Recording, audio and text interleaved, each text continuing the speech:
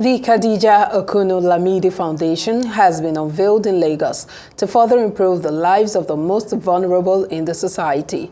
The event was witnessed by prominent Nigerians, including the chairman and editor-in-chief of the These Days Arise Media Group, Nduka Obaigbena. Speaking at the event, commended the initiative and the philanthropic gesture of the founder, Khadijah Okunnu Lamidi, and called for support for the foundation, whose interest covers provision of clean water, health, and education for the underserved.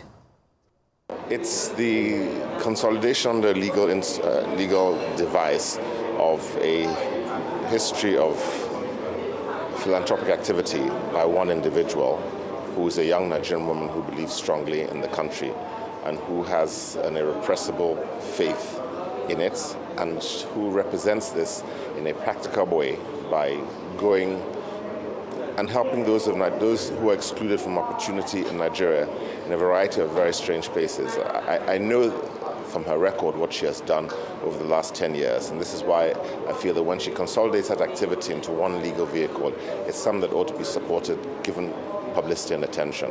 It's indeed a privilege to support the art of giving. Like the QC candidate said, we should have a pledge to give. And how do we start? By supporting the lady with the first letter K that began before Kamala Harris to be presidential candidate.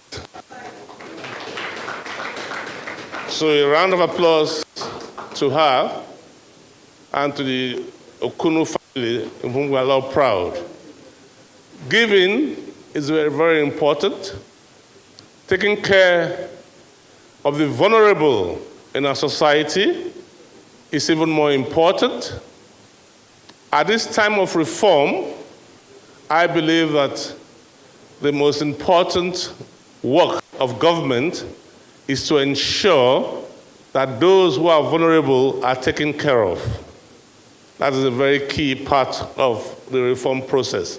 We're looking towards education.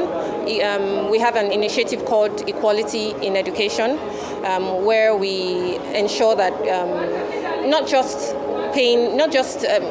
now, the focus on this one is to get the children off the streets. We want to create mobile schools. So we're calling out to all educational NGOs across the country, because even in the water section, we have over 300 NGOs on water, and we haven't even scratched the surface. I think it's because we're not working together. I think we need to identify ourselves and give ourselves responsibilities on what areas to cover, rather than everybody working in silos. Then on the education side, we need to get these children off the streets. We need to build mobile schools. Schools are not brick and mortar. Schools is what you instill in the minds of the children. If we can get them off the streets between the time of 7 a.m. and 1 p.m., there should be no child on the streets. Between those times, we can build little porter cabins across where you bring them in. We have technology that can leapfrog them into quality education. Let's put it that way. So that is the hope when it comes to education.